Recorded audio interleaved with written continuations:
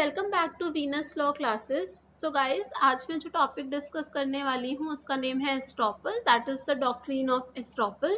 Guys, we will be covering this topic from mains perspective. So whatever pointers you have to include in your answer writing along with the relevant cases, I'll be discussing them in quite details. Guys, with respect to MCQs, videos are already uploaded on the channel. You may take benefit of that.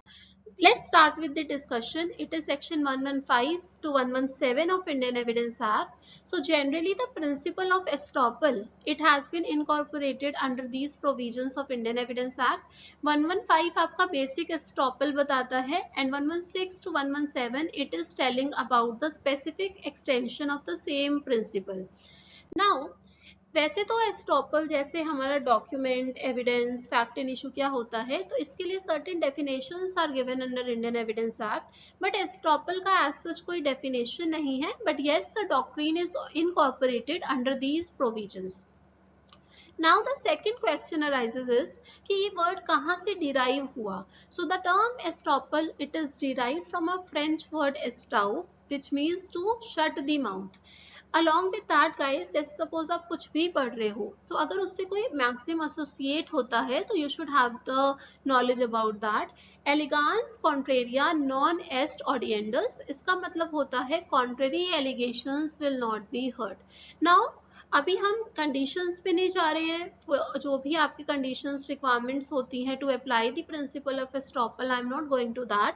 Suppose अगर इस point of time पे आपने कुछ fact उसको assert किया and later on at this point of time suppose आप उसको deny करना चाह रहे हो, you want to plead something contrary, तो प्लेनली जो आपका स्टॉपल है वो स्टॉप करता है पार्टी को कि आप अब कुछ कॉन्ट्ररी एजर्ट नहीं कर सकते हो. So this is the idea behind. So estoppel is a rule of evidence in which the party is not allowed to plead contrary to facts which he has formally asserted. जो आपने पहले assert किए हैं आप उसको deny नहीं कर सकते. Now अब guys हम पढ़ेंगे पहले थोड़ा सा 115 so that हमें clear idea मिले कि 115 कहता क्या है. One person has by his declaration, act or omission. तो या तो आपने specifically कुछ कहा, it can be a thing, या फिर आपने कुछ एक्टिवली एक्ट किया जिससे दूसरे पर्सन को बिलीव हो गया, that is the second thing. thirdly there can be omission also. omission when there is a duty to speak, आप तब भी चुप हो, तो आपको ड्यूटी टू स्पीक है बट आप तब भी कुछ नहीं बोल रहे हो, तो हम कहते हैं एस्टॉपल तब भी अप्लाई हो सकता है बिकॉज ऑफ योर omission. अब क्या होता है, इंटेंशनली कॉज्ड और permitted another person to believe a thing to be true. तो सपोज कोई भी फैक्ट है, आपने एक ऐसा एक्ट करके उसको रिप्रेजेंटेशन ऐसा किया कि दूसरे पर्सन को एक बिलीव हुआ कि हाँ ये बात क्या है, ट्रू है. अब गाइस यहाँ पे please note down, they are using the word and मतलब होता है additional condition to be fulfilled before we can apply the doctrine. तो हमें सिर्फ ऐसा नहीं है मियरली रिप्रेजेंटेशन से हमारा केस नहीं बनेगा कि हम एस्टॉपल लगाएं. The another person on such believe he should act also, कि दूसरा पर्सन एक्ट भी कर जाए, that is also the mandatory requirement so that we can apply the doctrine of estoppel. अगर ऐसा हो जाता है तो क्या होगा, now the consequence. What is the consequence, neither he और his representative shall be allowed. हम ऐसे पर्सन को अलाउ नहीं करते किसी भी सूट और प्रोसीडिंग में. गाइस प्रोसीडिंग पढ़ के प्लीज मिसलेड मत हो जाना, it is not a criminal proceeding, estoppel criminal proceedings पे नहीं लगता. Between himself and such person और his representative to deny the truth, आप इस ट्रूथ को आप डिनाई नहीं कर सकते हो लेटर ऑन. सो नाउ अगर गाइज आप ये इलस्ट्रेशन पढ़ोगे तो और काफी क्लियर होगा. अब इसमें क्या होता है कि एक पर्सन है ए, उसने बी को इंड्यूस किया फॉल्सली कि a particular property it is mine. अब he has induced B to buy the property, कि आप इस प्रॉपर्टी को खरीद लें, और बी ने क्या किया, believing that the property belongs to A, उसने उस प्रॉपर्टी को परचेज कर लिया. अब क्या हुआ कि now a want to set aside the sale on the ground that I was not having the title, जब मेरे पास टाइटल ही नहीं है तो how can I transfer the title. अब सब्सिक्वेंटली यहाँ पे क्या होता है, subsequently a he acquired the title. अब कैसे उसको टाइटल मिला, that is not our concern, it can be by mode of succession, maybe he has purchased the property anyhow. Now he subsequently got the title. अब क्या हुआ कि क्या ए कह सकता है कि मेरे पास टाइटल नहीं था, सो that is not allowed. Now the property जो बी के फेवर में टाइटल होगा वो एक वैलिड टाइटल होगा। गाइस आपने हमेशा सुना होगा कि a person can not blow hot and cold at the same time. A person cannot approbate and reprobate at the same time. So ये सब एस्ट्रोपल से ही एसोसिएटेड होते हैं कि आप अभी कुछ कह रहे हो फिर आप अपने ही स्टेटमेंट्स को चेंज कर रहे हो and the another person has acted, so that is not allowed by the law. If a person having an interest to prevent an act being done has full notice of its having been done, एक person है उसको पता है, मतलब उसको ये चीज की नॉलेज है कि ये चीज एक्ट हो रहा है, तो उसको उसको रोकना चाहिए, but what he does he acquiesces in that, मतलब silently consents to that. So अब दूसरे पर्सन को रीजनेबल बिलीफ हुआ as if he is giving the consent, तभी तो आप चुप हो, क्यों नहीं बोल रहे हो, तो हम सोचते हैं कि आपने कंसेंट दे दिया, maybe that is why you are not objecting.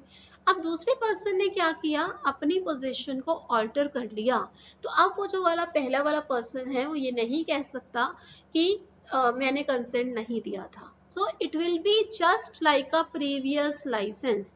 Bye the application of the doctrine of estoppel हम ये समझेंगे as if he has given the licence to do so. So guys, now we are coming to the policy, because in answer writing if you add the objective or the policy behind any law तो आपको ज़्यादा marks मिलते हैं. Same जब मेरा ILI का हुआ था सब्जेक्टिव आंसर राइटिंग, तो मैंने काफ़ी ये इस चीज़ को मैंने हमेशा ऐड किया था, so I got very good marks. तो आप भी इसको कर सकते हो, ऑब्जेक्टिव और पॉलिसी पे एक दो लाइन्स कर सकते हो आप add. So the object of estoppel is to prevent fraud and secure justice between the parties by promotion of honesty and good faith. कि आप falsely represent कर रहे हो, so ये चीज़ नहीं होनी चाहिए. So अभी आप इसको पढ़ सकते हो, बट अभी इस पॉइंट को हम अभी के लिए होल्ड डाउन करते हैं और प्रोसीड करते हैं वीडियो के साथ. Now points for answer writing. तो आप इसको स्क्रीनशॉट्स ले सकते हैं पहली बात तो, सो दैट आपको याद रहे कि हमें ये पॉइंट्स नोट डाउन करने हैं. So, the law of this country gives no countenance to the doctrine that in order to create estoppel, the person whose acts or declarations induced another to act in a particular way must have been under no mistake of himself or must have acted with an intention to mislead or deceive. तो अभी तो मैंने just reading किया, but अब इस चीज को समझो. तो गाइस हम यहाँ पे ये कहना चाह रहे हैं कि अगर आपको एस्ट्रोपल लगाना है ना, तो इसका मतलब ये नहीं है कि जो पर्सन जिस पर्सन के रिप्रेजेंटेशन की आप बात कर रहे हो कि उसके पार्ट में कोई मिस्टेक नहीं होनी चाहिए. This is not the requirement of law.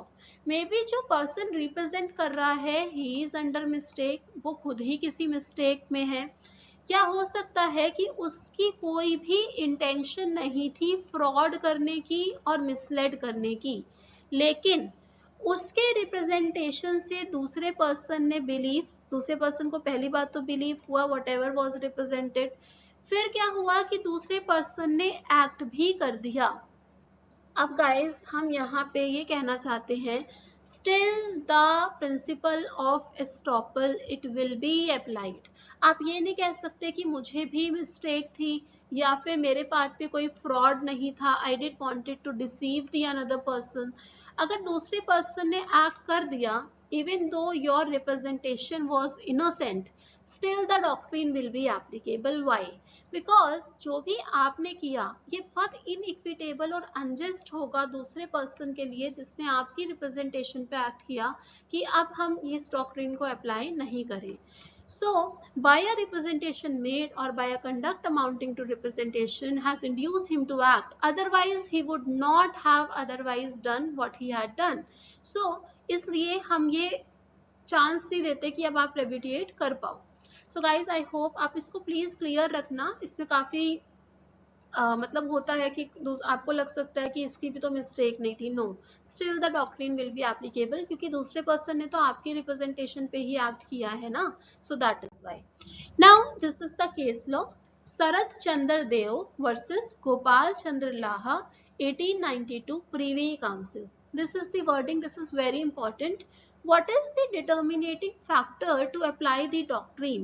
तो यहाँ पे कहा गया it is not the motive or it is not the state of the knowledge of the party who is making the representation. Rather, what is important to apply the doctrine?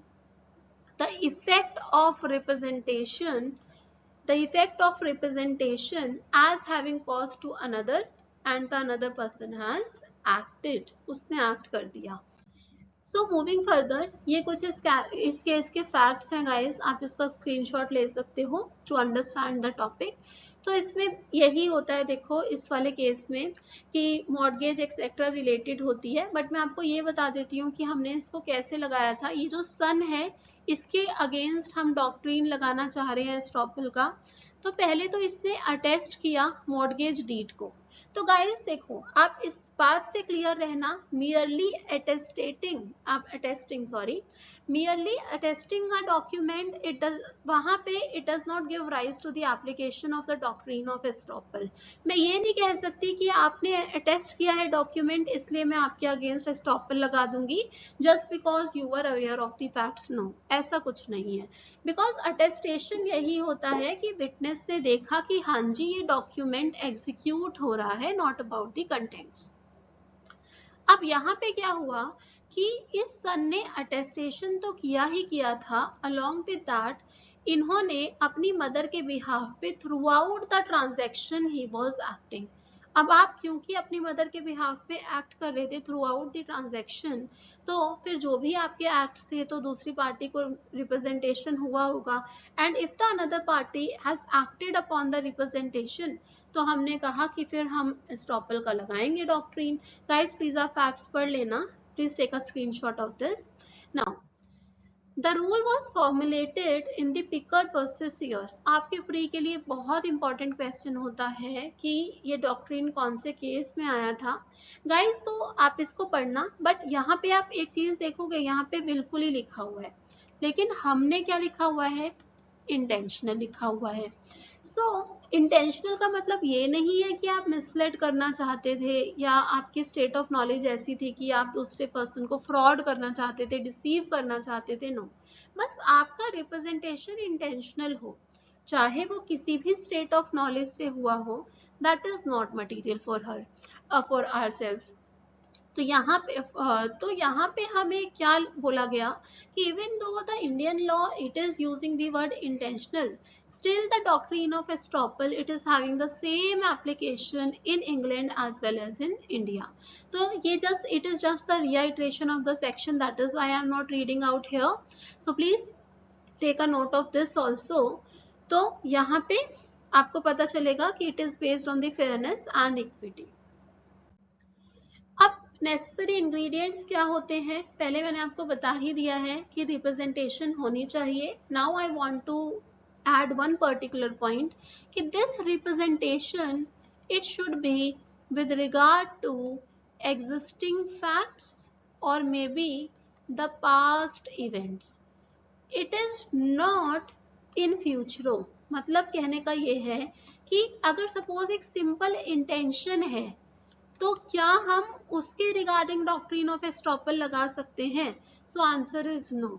So merely for the future acts अगर हमने कुछ representation किया, so that is only an intention. अगर वहां पे वो एक contract हो, कॉन्ट्रैक्ट इन फ्यूचर, फिर तो हम कॉन्ट्रैक्ट लॉ अप्लाई कर सकते हैं, बट हम एस्टॉपल नहीं लगा सकते फॉर फ्यूचर थिंग्स। सो अब यहाँ पे इसी केस में यही कहा गया कि खाली रिप्रेजेंटेशन से नहीं होता, other party must believe it and the other party he should act upon it.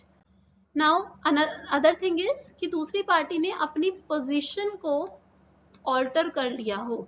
अब गाइज आपको ना वेरियस अथॉरिटीज मिलेंगी, कभी तो कोई कोई पार्टी कहेगी कि एक्ट करना जरूरी है, कोई कोई अथॉरिटी कहेगी कि it is merely the act that is required. फिर कुछ जजमेंट्स कहती हैं कि डेट्रीमेंट होना चाहिए, the act it should be detrimental to the another party. So guys मुझे लगता है कि ये ज्यादा बेटर होगा कि it should be detrimental in nature. Y?